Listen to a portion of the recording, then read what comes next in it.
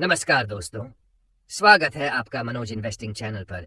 आज हम बात करेंगे लॉन्ग टर्म में कौन देगा ज्यादा रिटर्न, ईटीएफ या म्यूचुअल फंड।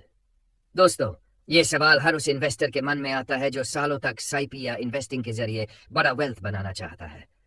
कुछ लोग कहते हैं म्यूचुअल फंड ज्यादा बेहतर है, तो कुछ कहते हैं ईटीएफ ही असली गेम चेंजर है।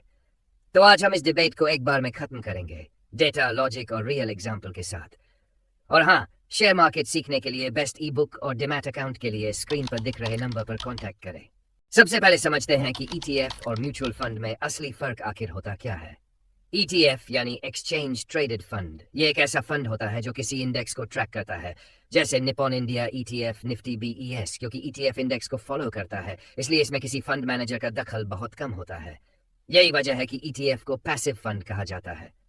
दूसरी तरफ म्यूचुअल फंड में एक फंड मैनेजर होता है जो एक्टिवली डिसाइड करता है कि आपका पैसा किन स्टॉक्स में इन्वेस्ट होना चाहिए, इसलिए म्यूचुअल फंड को एक्टिव फंड कहा जाता है। ईटीएफ पैसिव होता है, यानी इसमें कोई फंड मैनेजर रोज रोज बाय सेल नहीं करता। म्यूचुअल फंड एक्टिव होता है क्योंकि फंड मैनेजर मार्केट को बीट करने की कोशिश करता है। अब फर्क सिर्फ इतना ही नहीं है, ईटीएफ को आप शेयर की तरह ही स्टॉक एक्सचेंज पर कभी भी खरीद और बेच सकते हो, इसलिए आपके पास लिक्विडिटी ज्यादा होती है। लेकिन म्यूचुअल फंड को आप सीधे एएमसी या ब्रोकर के जरिए ही लेते हो और उसका लेन देन एक्सचेंज पर नहीं होता। और यहीं से एक और बड़ा फर्क निकल कर सामने आता है। ईटीएफ में आप मार्केट की तरह ही प्राइस पर खरीद बिक्री कर सकते हो, लेकिन म्यूचुअल फंड में आपको end of the day NAV पर ही यूनिट्स मिलती है। इसलिए ईटीएफ में आपको थोड़ा ज्यादा कंट्रोल मिलता है, जबकि म्यूचुअल फंड में वो फ्लेक्सिबिलिटी कम होती है। अब जब हमने बेसिक फर्क को समझ लिया है, तो यहीं से एक और बहुत जरूरी और छुपा हुआ पहलू शुरू होता है, और वो है कॉस्ट फैक्टर, जो लॉन्ग टर्म इन्वेस्टिंग में आपके फाइनल रिटर्न को क्वाइटली लेकिन बहुत ज्यादा प्रभावित करता है। क्योंकि दोस्तों, रिटर्न तो सबको दिखता है, लेकिन असली खेल तो कॉस्ट में ही छुपा होता है। इसलिए समझना जरूरी है कि कॉस्ट ज्यादा होने पर आपका पैसा उतनी तेजी से ग्रो नहीं कर पाता, लेकिन कॉस्ट कम होने पर कंपाउंडिंग बहुत मजबूत हो जाती है। अब म्यूचुअल फंड में आपको ज्यादा एक्सपेंस रेशियो देना पड़ता है। क्यों? क्योंकि उसमें फंड मैनेजर की सैलरी, रिसर्च टीम का खर्चा, एडमिनिस्ट्रेटिव कॉस्ट और कई हिडन चार्जेस शामिल होते हैं। लेकिन ईटीएफ में ऐसा कुछ नहीं होता, क्योंकि ईटीएफ पैसिव होता है, इसलिए उसका एक्सपेंस रेशियो बहुत ही कम होता है।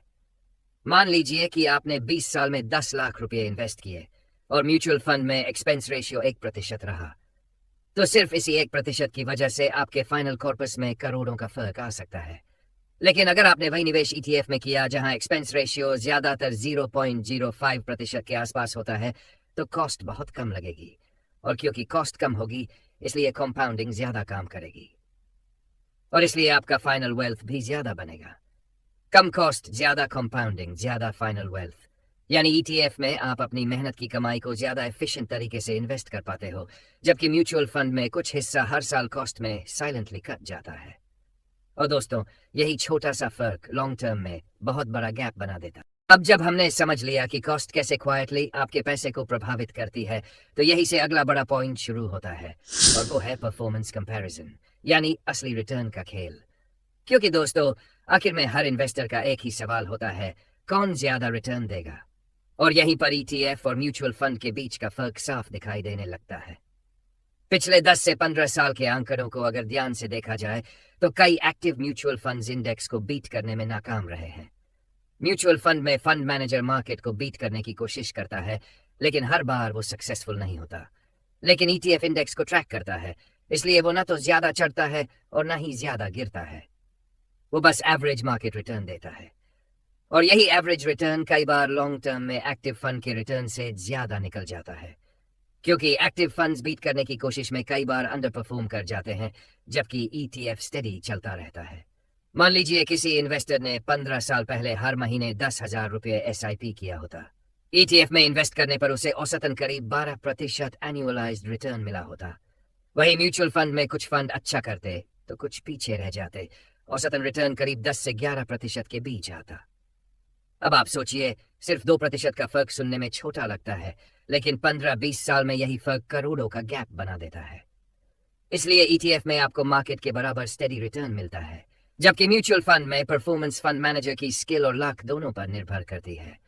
और यही रीजन है कि लॉन्ग टर्म में ईटीएफ कई बार म्यूचुअल फंड से ज्यादा एफिशिएंट साबित होता है। अब जब हमने परफॉर्मेंस के एक्चुअल फर्क को समझ लिया है, तो यहीं से एक और बहुत अहम पॉइंट शुरू होता है, और वो है रिस्क और कंट्रोल। क्योंकि दोस्तों, रिटर्न जितना जरूरी है उतना ही जरूरी है यह समझना कि आपके पैसे पर रिस्क कौन और कैसे ले रहा है। ईटीएफ में आपका पूरा पैसा सीधे मार्केट के साथ ग्रो करता है। इसका मतलब इसमें कोई ह्यूमन डिसीजन नहीं होता, कोई फंड मैनेजर बाय सेल का डिसीजन नहीं लेता। इसलिए ईटीएफ में रिस्क वही होता है जो पूरे मार्केट में होता है, यानी मार्केट रिस्क। लेकिन इसमें कोई एक्स्ट्रा एक्टिव रिस्क नहीं जुड़ता जो फंड मैनेजर की गलती से आ सकता है। दूसरी तरफ म्यूचुअल फंड में ह्यूमन डिसीजन भी जुड़ जाता है। अगर फंड मैनेजर ने गलत समय पर गलत स्टॉक में निवेश कर दिया या कोई गलत डिसीजन ले लिया, तो परफॉर्मेंस नीचे जा सकती है। यानी यहाँ मार्केट रिस्क के साथ साथ ह्यूमन रिस्क भी जुड़ जाता है। ईटीएफ में ट्रांसपेरेंसी ज्यादा होती है। आप किसी भी समय रियल टाइम में देख सकते हो कि आपका पैसा किन स्टॉक्स में इन्वेस्ट हुआ है। म्यूचुअल फंड में भी डिस्क्लोजर होता है, लेकिन वो टाइम टू टाइम बेसिस पर होता है। रियल टाइम ट्रांसपेरेंसी उतनी नहीं होती। इसलिए ईटीएफ में आपको रिस्क तो रहता है, लेकिन वो साफ और प्रेडिक्टेबल होता है, जबकि म्यूचुअल फंड में रिस्क थोड़ा कॉम्प्लेक्स और अनप्रेडिक्टेबल हो सकता है। और दोस्तों, इन्वेस्टिंग में क्लैरिटी और कंट्रोल जितना ज्यादा होता है, लॉन्ग टर्म में डिसीजन लेना उतना ही आसान और मजबूत हो जाता है। अब जब हमने रिस्क और कंट्रोल को समझ लिया है, तो यही से अगला बहुत अहम पॉइंट आता है, टैक्स एफिशिएंसी। क्योंकि दोस्तों, लॉन्ग टर्म इन्वेस्टिंग में सिर्फ रिटर्न ही नहीं, बल्कि टैक्स का इम्पैक्ट भी आपके फाइनल वेल्थ को बहुत प्रभावित करता है। इसलिए स्मार्ट इन्वेस्टर्स हमेशा ये सोचते हैं कि कैसे कम टैक्स देकर ज्यादा पैसा बचाया जा सकता है। ईटीएफ और म्यूचुअल फंड दोनों में टैक्स स्ट्रक्चर लगभग सिमिलर होता है, लेकिन फर्क आता है चर्न में। ईटीएफ में चर्न बहुत कम होता है, यानी फंड में बार बार बाय सेल या रीबैलेंसिंग नहीं होती। इसलिए ईटीएफ में टैक्स लायबिलिटी कम हो सकती है। एसआईपी करते समय ईटीएफ में इन्वेस्टर खुद डिसाइड करता है कि कब बेचना है और कब प्रॉफिट बुक करना है। लेकिन म्यूचुअल फंड में कई बार फंड मैनेजर के रीबैलेंसिंग के कारण कैपिटल गेन ट्रिगर हो सकता है और इससे अप्रत्याशित टैक्स लग सकता है। इसका मतलब यह हुआ कि ईटीएफ में आप अपने टैक्स पर थोड़ा ज्यादा कंट्रोल रख सकते हो।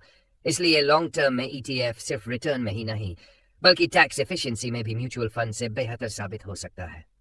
और दोस्तों, यही कारण है कि स्मार्ट इन्वेस्टर्स लॉन्ग टर्म के लिए ईटीएफ को प्रेफर करते हैं, क्योंकि ये कॉस्ट, परफॉर्मेंस, रिस्क और टैक्स चारों मोर्चों पर एफिशिएंट होता है। अब जब हमने सभी points, basic difference, cost, performance, risk and control और टैक्स एफिशिएंसी को डिटेल में समझ लिया है, तो यही से हम आते हैं फाइनल वर्डिक्ट पर। तो दोस्तों, अब सवाल उठता है, लॉन्ग टर्म में कौन देगा ज्यादा रिटर्न? अगर आप कम कॉस्ट में मार्केट के साथ स्टेडीली ग्रो करना चाहते हो, तो ईटीएफ आपके लिए ज्यादा बेहतर विकल्प है, क्योंकि इसमें लो एक्सपेंस रेशियो, स्टेडी परफॉर्मेंस और ज्यादा ट्रांसपेरेंसी है। लेकिन अगर आप चाहते हो कि कोई एक्सपर्ट आपके पैसे को एक्टिवली मैनेज करे, तो म्यूचुअल फंड आपके लिए सही हो सकता है, क्योंकि इसमें fund manager actively invest decisions लेता है और मार्केट को बीट करने की कोशिश करता है। लेकिन डेटा और कंपाउंडिंग की शक्ति साफ बताती है, ईटीएफ लॉन्ग टर्म में ज्यादा एफिशिएंट और ज्यादा रिटर्न देने वाला साबित हुआ है, क्योंकि कम cost plus steady market return plus low churn का कॉम्बिनेशन लॉन्ग टर्म में आपकी वेल्थ को बहुत तेजी से बढ़ा देता है। और यही वजह है कि ईटीएफ से आप आसानी से एक डिसिप्लिन्ड एसआईपी बना सकते हो और लंबे समय में करोड़ों का कॉर्पस तैयार कर सकते हो। इसलिए अगर आपका गोल है लॉन्ग टर्म वेल्थ क्रिएशन, तो ईटीएफ आपके लिए स्मार्ट और एफिशिएंट रास्ता है। वीडियो को लाइक करें और मनोज इन्वेस्टिंग चैनल को सब्सक्राइब करके बेल आइकॉन दबाएं। इससे हमें मेहनत करने की मोटिवेशन मिलती है। और कमेंट करके बताइए कि आपको आज का वीडियो कैसा लगा और नेक्स्ट वीडियो किस टॉपिक पर चाहिए। शेयर मार्केट सीखने के लिए बेस्ट ई बुक और डिमार्ट अकाउंट के लिए स्क्रीन पर दिख रहे नंबर पर कॉन्टैक्ट करें। डिस्क्लेमर, मनोज इन्वेस्टिंग चैनल की यह वीडियो केवल एजुकेशनल पर्पस के लिए है। यहाँ दी गई जानकारी इन्वेस्टमेंट एडवाइस नहीं है। प्रॉफिट और लॉस की जिम्मेदारी पूरी तरह से ट्रेडर इन्वेस्टर की होगी। कृपया इन्वेस्टमेंट से पहले अपने फाइनेंशियल एडवाइजर से कंसल्ट करके ही निवेश का निर्णय लें।